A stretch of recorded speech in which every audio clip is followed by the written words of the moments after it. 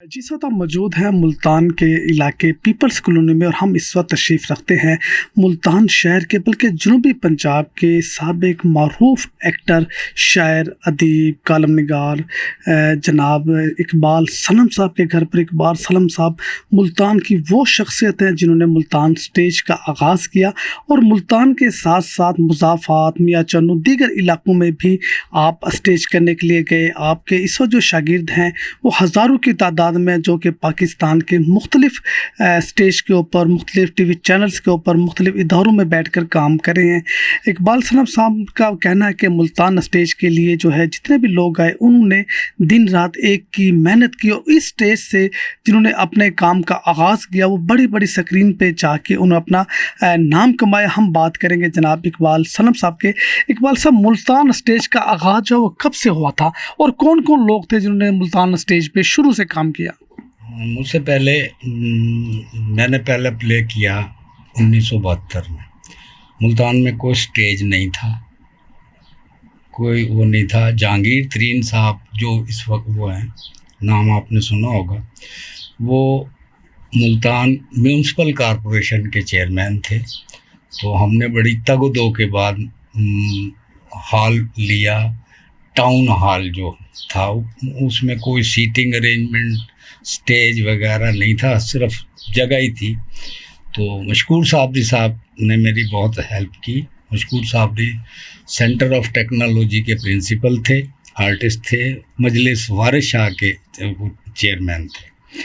अच्छा, उस वक़्त रेडियो पे भी बहुत सारे लोग हम थे, लेकिन मैं रेडियो को टाइम नहीं दे सका। एक दो दफ़ा वजह यह है कि मेरा अपना काम as a painter, sign writer, आप अगर समझ सकते हैं तो साइन राइटर, ये बड़े बड़े होर्डिंग, बड़े ये दुकानों के बोर्ड वो बनाते थे और मुझे फुर्सत नहीं होती थी। रोही ब्रेड की डिज़ाइनिंग मैंने की, सुल्तान बनास्पति की, रोज़ बनास्पति की।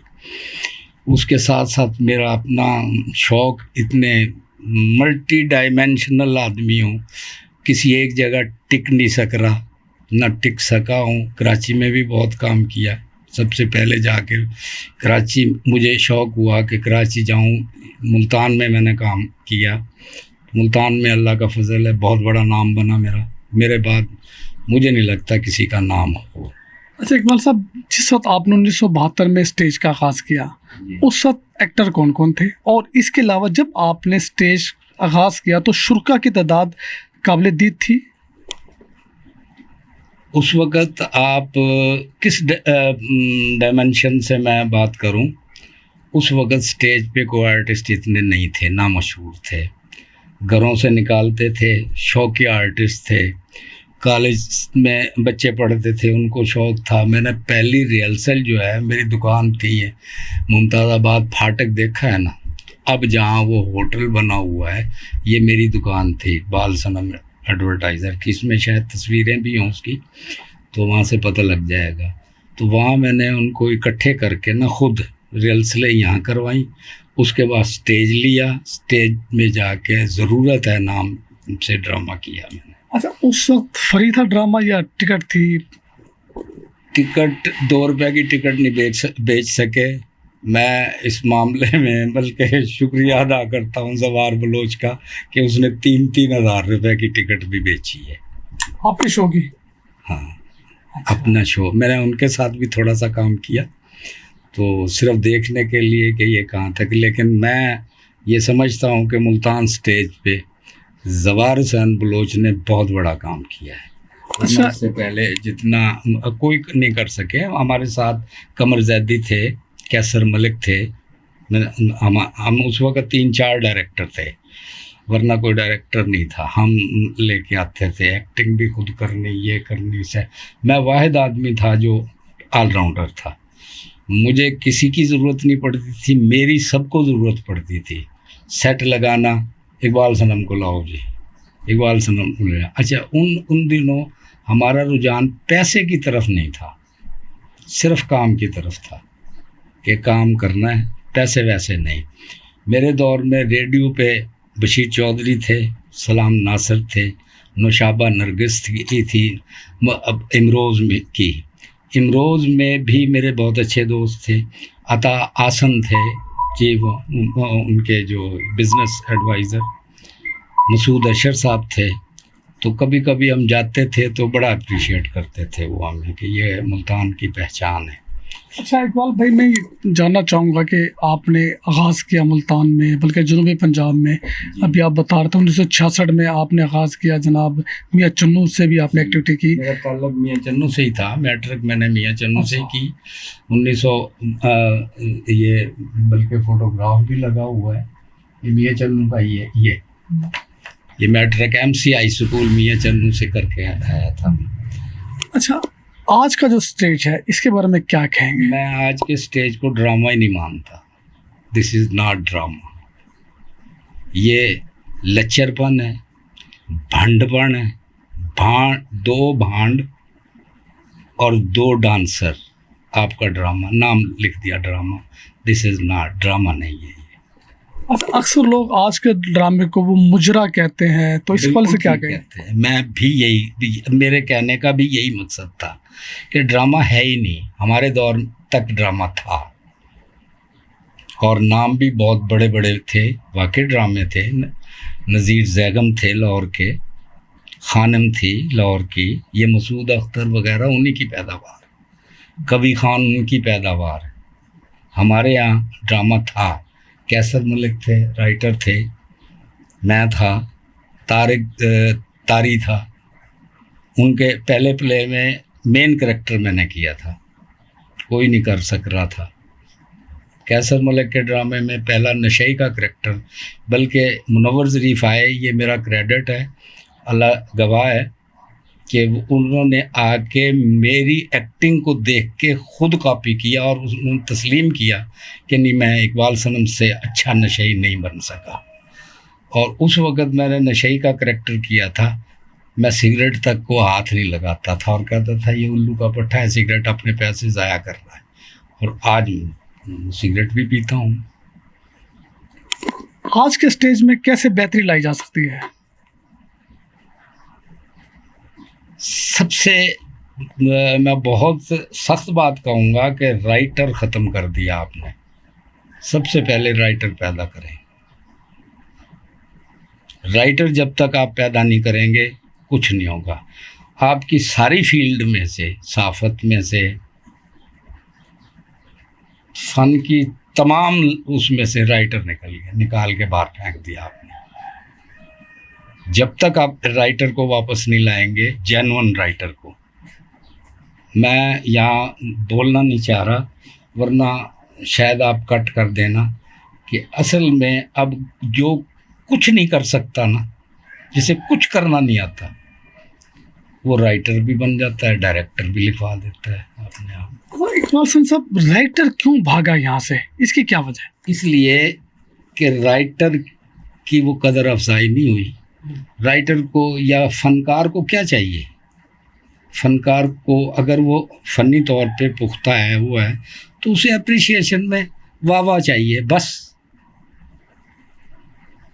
और वाह उसके मुकाबिल एक ऐसे शख्स को दिया जा रहा हो जैसे अलिफ बे का भी नहीं पता उस फन का, उसको आप मेडल दे रहे हैं, हार पहना रहे हैं, उनको आप वो कर रहे हैं, तो क्या करे? जेन्युइन आर्टिस्ट क्या करेगा? जेन्युइन फनकार क्या करेगा? एहतजाजन वो बाहर जाएगा, वो कहेगा ठीक है भाई जाओ। हमने भी ऐसे किया। मुझ में थोड़ी सी करेज थी, इसलिए कि मैं पैसा अपने पेंटिंग से कमा लेता था। घर मेरा पेंटिंग से ही चला है, अब भी पेंटिंग से ही चला है, ड्रामे से नहीं चला। ड्रामे से किसी किस्म की कोई आमदनी, इस सफिशेंट आमदनी जिससे मेरे अखराजात, मेरे घरेलू अखराजात, बच्चों के अखराजात पूरे हों, ऐसा नहीं हुआ। ओके।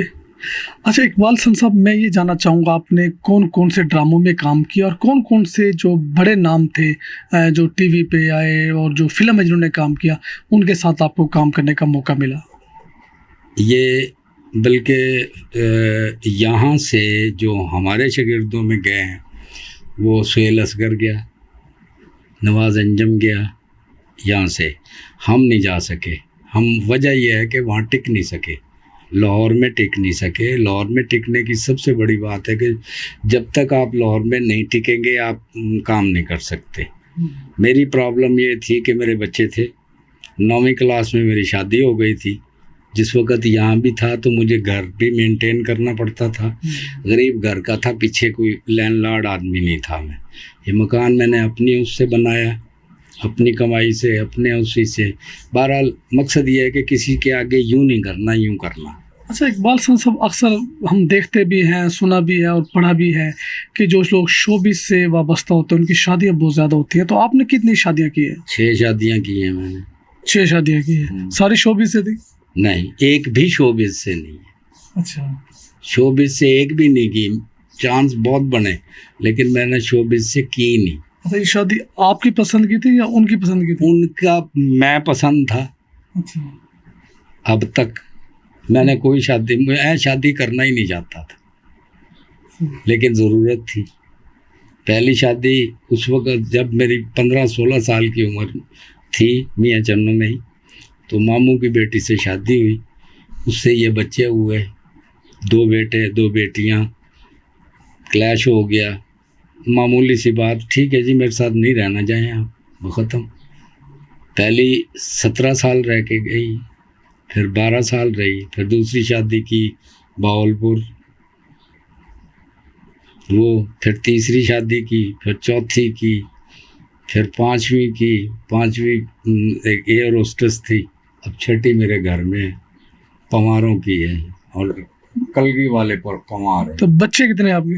मेरे 7 बेटे हैं। मकसद 3 बीवियों में से नहीं है। 7 बेटे 4 बेटियाँ, 2 बेटे 2 बेटी पहली बीवी से, फिर दूसरी बीवी से 5 बेटे 1 बेटी, अब 6ठी में से 1 बेटी। माशाल्लाह। तो इकबाल साहब, आपने इतनी सारी ये तस्वीरें लगाई हुई हैं, मुख्तलिफ शोबस के किरदार के हैं, और आपकी अपने ये तस्वीरें किन किन की और क्यों लगाई हुई हैं आपने? ये मेरा अपना फ़न है, ये मेरी अपने हाथ की बनी हुई है। वो हार्डबोर्ड पे ऑयल पेंटिंग है, वो आइडिया है, वो मेरी अपनी तस्वीर है, वो गुलाब का फूल है। मकसद वो वाटर कलर, कागज़ पे वाटर कलर है, वो भी है। ये हार्डबोर्ड पे सीनरी है। ये बाकी ये तमाम फ़नून अलग अलग अलग अलग फ़न है। आप जिस शोबे में भी जाएंगे एक ही आदमी में इतने फ़न नहीं नज़र आएंगे आपको, चाहे कितना बड़ा आर्टिस्ट है। एक एक में काम किया है उन्होंने, जिसने भी किया है एक एक के साथ किया है। आपके 11 बच्चों में से कोई ऐसा बच्चा जिन्होंने आपका जो फ़न है, जो आपका जो प्रोफेशन था, उसने अपनाया हो? नहीं, अभी तक नहीं अपनाया किसी ने। अच्छा। न मैंने अपने आबाओ अजदाद को अपनाया, न मेरी औलाद ने मेरा अपनाया। तो आपके बाद ये तस्वीरें, जो तारीख़, ये कदीम, आपके ऊपर कोई वारिस बनेगा इसका, या फिर इसको लपेट के कहीं रख देंगे? ये उनकी मर्ज़ी है, मेरी नहीं है। मेरी कोई पाबंदी नहीं है।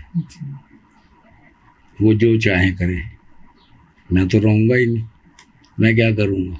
अगर उनमें से अल्लाह चाहेगा तो शायद कोई फ़न का कदरदान, मुझे नहीं उम्मीद कि कोई हो, नहीं है, लेकिन शायद वाली बात है, अल्लाह कुछ भी कर सकता है। तो मेरे उसमें से मुझे नहीं लगता कि कोई फ़नकार पैदा हो रहा। आपकी उम्र इस वक्त 73-74 साल उम्र है और आपने 1966 से इसके काम का आगाज़ किया। लगभग आपको इस 40 से 50 साल से ज़्यादा हो गए इस फील्ड के साथ आपको वाबस्ता हुए। तो आपको कैसा लगा? अपने इस प्रोफेशन से मुतमईन हुए आप या पछताते हैं? नहीं, मैं पछताता नहीं। मैं वाहिद आदमी हूँ, कुछ भी करके पछताता नहीं। चाहे कुछ भी करूँ लेकिन पछताता नहीं, इसलिए कि मैं अपनी मर्ज़ी का खुद मालिक हूँ। मैं किसी को पछताए तो वो ना जो किसी और के कहने पे कुछ करे। मैंने जो कुछ किया अपनी मर्ज़ी से किया, अपनी चाहत से किया, अपने सोर्सेज से किया, खुद किया। मैंने पेंट्री शुरू की तो ब्रश नहीं था मेरे पास, रंग नहीं थे, तो हिम्मत नहीं हारता था, ना आज हार रहा हूँ। वालसन साहब, ये आपका एक कमरा है, इसमें बहुत सारी तस्वीरें लगी हैं, बहुत सारी आपकी यादें इस कमरे के साथ वाबस्ता हैं। आपके बहुत सारी चीज़ें, साउंड सिस्टम चीज़ें, ये पुराने पुराने आइटम्स आपके पास यहाँ पे मौजूद हैं। और आपकी जो छत आपने बनाई, माशाल्लाह आपका आर्ट नज़र आ रहा होता है इसके अंदर। तो मैंने ये सुना है कि आपने मुस्तकबिल मरने के बाद भी आपने ये वसीयत कर रखी है कि इसी कमरे में आपको दफन करना है, और आपने कब्र भी बना रखी है, कतबा भी बना रखा है। तो इसकी क्या वजह है? वजह ये मेरी ख्वाहिश है कि मैं यूँ समझ लो कि मेरी यही ख्वाहिश होती है कि ख़ास रहना और ख़ास बनना और आमों में रहना। आम लोगों में रहता हूँ लेकिन रहता हूँ ख़ास। यही बताना चाहता हूँ कि मैं ख़ास आदमी हूँ। इसी खसूसियत की बिना पर आप जो है अपनी कब्र इसी कमरे में बनाना चाहते हैं? बिल्कुल, साथ में आपको और लेके जाऊँगा। यहाँ पूरा ये 15 मरले का प्लाट है। पीछे यही ज़रिया, मेन जो ज़रिया आमदन है वो यही बना रखा है। अब मैंने क्वार्टर बना के दे रखे हैं। साथ वाला मस्जिद है, मस्जिद बना रखी है मैंने अपने घर की, कि उसी में नमाज़ पढ़ते हैं हमारे घर के अफराद मेरी तरफ से। बल्कि अगर बाहर से भी कोई आके पढ़े तो मुझे कोई एतराज़ नहीं है। बाकी पीछे जी इकबाल सर साहब, आपने कोई सोसाइटी भी बनाई थी और फलाई काम भी आपने किए थे। वो सोसाइटी कौन सी थी और क्या क्या फलाई काम आपने किए सर? कोशिश, मैं अब भी फलाई कामों में बहुत दिलचस्पी रखता हूँ। जो भी मुझसे हो सकता है, जिस तरह भी कर सकता हूँ मैं वो करता रहता हूँ, जितनी मेरी औकात है। इसी तरह आर्टिस्टों के लिए मैंने बनाई थी सनम आइडियल सोसाइटी बहुत पहले। तो वो उसके बाद आज भी मैं कहता हूँ जो जी चाहे ले जाओ, मैं उस पर नहीं करूँगा। ये मेरा मोटो है, हम बदलते हैं रुख हवाओं का, आए दुनिया हमारे साथ चले। हमने दुनिया के साथ नहीं चलना, दुनिया हमारे साथ चले। ये हमारा वो था, ये मेरा वो है, ये मेरा तारफ़ है। यहाँ भी एक शेर लिखा हुआ था, वो नहीं है। अकेला हूँ मगर आबाद कर लेता हूँ वीराने, बहुत रोएगी मेरे बाद मेरी शाम तन्हाई। ये मेरा तारफ़ है मुकम्मल। ये मेरा शौक़ है, ज़िंदगी के हर लम्हे को यादगार बनाना। अब इसी में सब मेरे ख़्याल में तो मैंने बहुत कुछ बता दिया आपको कि ज़िंदगी के हर लम्हे को यादगार बनाना। अब ज़िंदगी में बेशुमार मराहिल आते हैं। ये वो तस्वीरें हैं जो इंस्पायर हुए थे मुनव्वर ज़रीफ़। मैं लाहौर ले गया था इसको, तो मुनव्वर ज़रीफ़ साहब बहुत ग्रेट आदमी थे। तो इससे ये देख के उन्होंने कहा जी बहुत खूबसूरत वो किया है। ये मेरे ड्रामे थे। ये स्टेज पे, ये स्टेज हो रहा है, ये स्टेज मैंने ही लगाया था पीछे। ये स्टेज पहले पर्दे लगते थे, मैंने पर्दों को हटा के सेट लगाया। इसमें मुंशी का करैक्टर, ये चक्कर चक्रम और 420, ये 28 जनवरी था 2 फरवरी 1972। उससे पहले मुल्तान में ड्रामे नहीं होते थे। ये टोटल लिखा कहाँ हुआ, उस वक़्त स्टेज था टाउन हॉल घंटाघर मुल्तान। किरदार मेरा था मिस्टर एन कैन कॉमेडी। ये मुंशी का किरदार किया था मुंशी जी, ये मुंशी जी बना हुआ हूँ। ये ड्रामा आँख और खून, स्टेज टाउन हॉल घंटाघर मुल्तान। ये कब हुआ था? 4 फरवरी। ये 28 जनवरी था 2 फरवरी, ये 4 फरवरी 1972। 72 पीक का दौर है मेरा, कि उसमें स्ट्रगल बहुत की है हम। ये ड्रामा निमो, कामरान का करैक्टर किया, स्टेज किया डांस एंड मथा मुल्तान, 17 से 19 अप्रैल 1972। ये करैक्टर मेरा, ये मेरे को आर्टिस्ट, ये कादर नवाज़ ख़ान है, ये खालिद ख़ान है। मकसद ये है ड्रामा निमो, ये निमो में हुआ। ये मशकूर साबरी, इन्होंने मुझे बहुत अप्रिशिएट किया और बहुत पुश किया, इनकी मेहरबानी। आज ये डॉक्टर नसीर हैं, ये पूरी टीम बैठी है हमारी मुख्तलिफ, उसमें ये पूरी टीम है।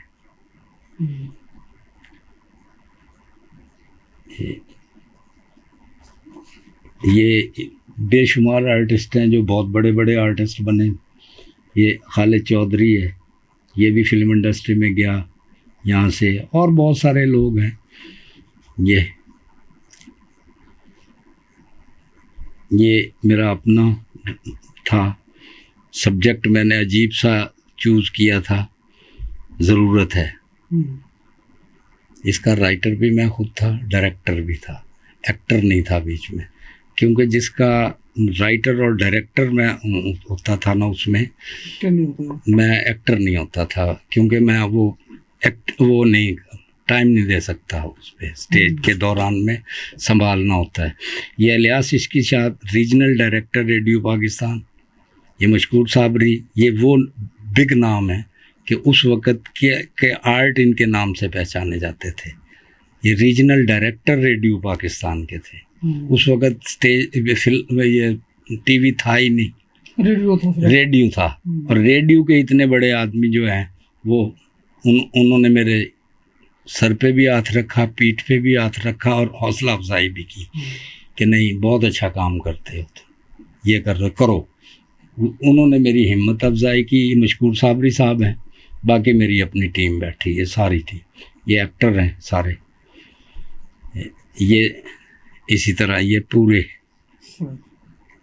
ये मैं किसी मकसद है जो किसी और के ड्रामा में काम करता था मैं उसे नहीं लेता था, ये पहले कर लिया। तो मैं लड़की भी नई इंट्रोड्यूस करवाता था, लड़के भी नए इंट्रोड्यूस। ये मेरी इंट्रोडक्शन थी जुबैदा यास्मीन।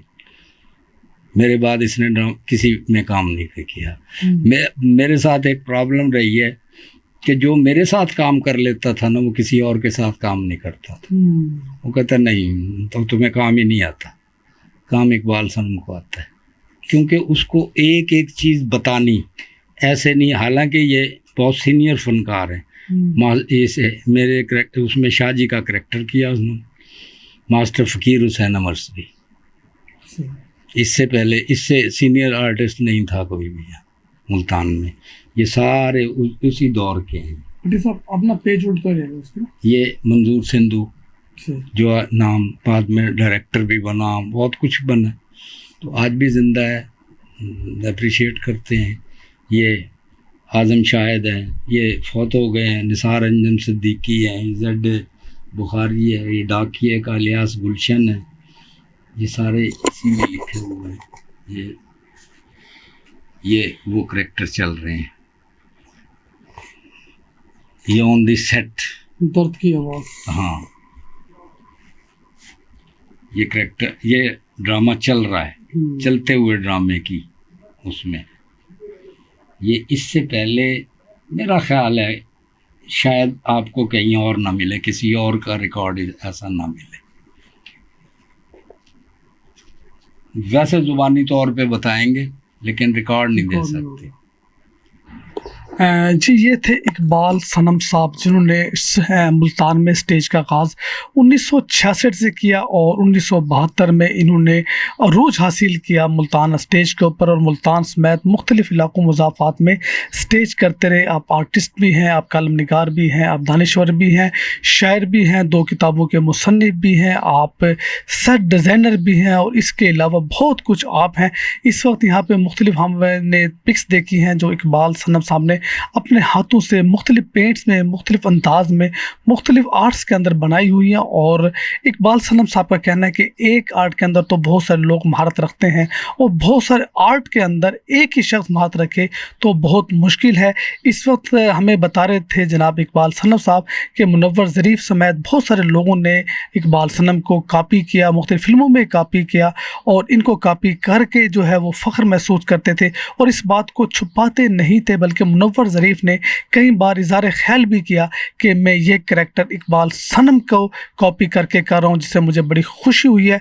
इकबाल सनम साहब ने यहाँ पे जो है अपनी कब्र भी बना रखी है, इसी कमरे में इनका उड़ना बैठना बचोना है, और अपने ज़रिए मौज इस वक्त जो है मुख्तलिफ उन्होंने छोटे छोटे क्वार्टर जो है किराए पे दिए हुए हैं, उनसे ये अपना गुजर बसर करते हैं। इनके बच्चे शादीशुदा हैं, 6 शादियाँ की हैं, 11 बच्चे हैं, जो हर कोई बच्चा जो है अब अपने रोज़गार के ऊपर है। अब अब ये अल्लाह अल्लाह कर रहे हैं, नमाज रोज़ा और इबादत के अंदर ये मशगूल रहते हैं, अपने दोस्तों को याद करते हैं जो ज़िंदा रह गए, उनसे रब्ता करने की कोशिश करते हैं और अपनी आखिरत जो है इसी कमरे में उन्होंने गुजारने की जो है पूरी तैयारी कर रखी है। अपने मरने के बाद जो कब्र पे कतबा लगेगा वो भी इकबाल सना साहब ने तैयार कर रखा है। इनका कहना है कि मैं आम आदमी हूँ, अवामी आदमी हूँ और अवाम में रहना पसंद करता हूँ, लेकिन ख़ास अंदाज में, और मरने के बाद भी ये वो ख़ास अंदाज अपनाना चाहते हैं। कैमरामैन शबीर भट्टी के साथ राणा इरफानुल इस्लाम, इन्फो न्यूज़, मुल्तान।